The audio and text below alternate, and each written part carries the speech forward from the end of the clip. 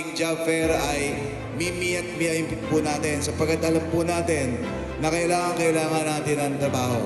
Pagbutihin niyo po, Tony, magagaling ang mga Bulakenyo, pagbutihin po natin. At alam naman natin, basta sa Bulacan ang galing magaling. Hangad po ng ating Vice Gobernador ang katagumpayan po ng job fair sa umagang ito. Dalangin po ng ating Vice Gov na marami po dito sa atin ang uuwing may ngiti at syempre po mayroon na po ang job offer. Alam kong napakahalaga ng araw na primarily ito kasi yung pagkakataon na magkakaroon tayo ng opportunity to engage with different companies which is under po ng San Miguel Corporation. Kung hindi nyo pa nakikita sa social media, ang San Miguel po ay isang best employer. Hindi lang kayo ang mabigyan ng employment ng San Miguel, kundi pati ang inyong mga anak, ang inyong mga kapamilya.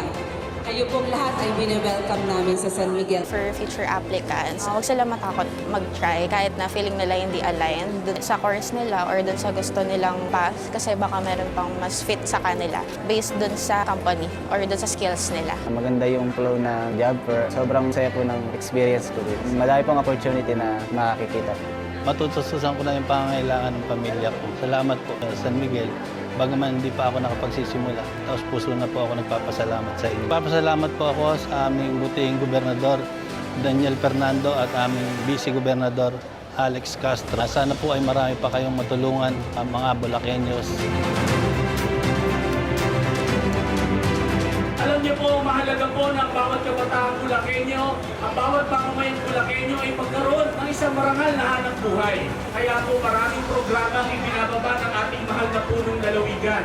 Ito na ho yung pagkakataon natin na makakita tayo ng trabaho na hindi lang trabaho, kundi magiging tahanan pa ninyo. Nagpapasalamat din po ang ating Vice Gov dahil patuloy po natin tinatangkilik ang programa Pipeso.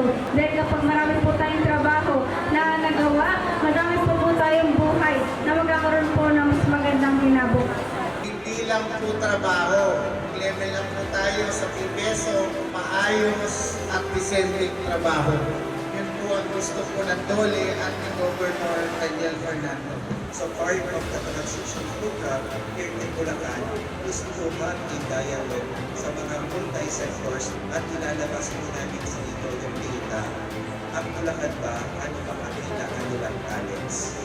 Meron ba kayo? So that we will go to partner with Pipeso para i-provide naman po yung mga skills na kailangan sa inyo. Sobrang swerte nyo ngayon kasi nung panahon namin walang ganito. Nilalapit na sa inyo yung trabaho. Hindi totoong kulang ang trabaho.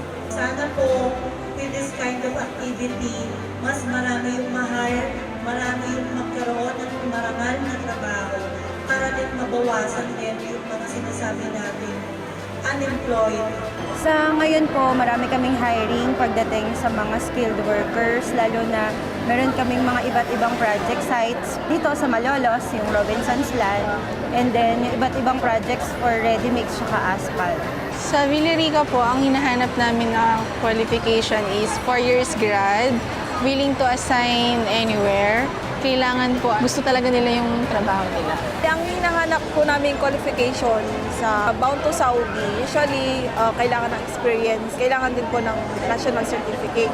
Depende po sa skill na meron ang worker. Kapag sa Europe, ganun po, kailangan din po ng experience. Pero usually sa mga assistant manager po, ganun. Nakatingin lang kami sa character. So kung nakikita naman namin mukhang teachable naman yung tao and yung meron siyang eagerness na mag-work sa amin. Yung training namin talaga rigid talaga. So kapag napasok ka sa amin, hindi ka lalabas nang wala kang alam.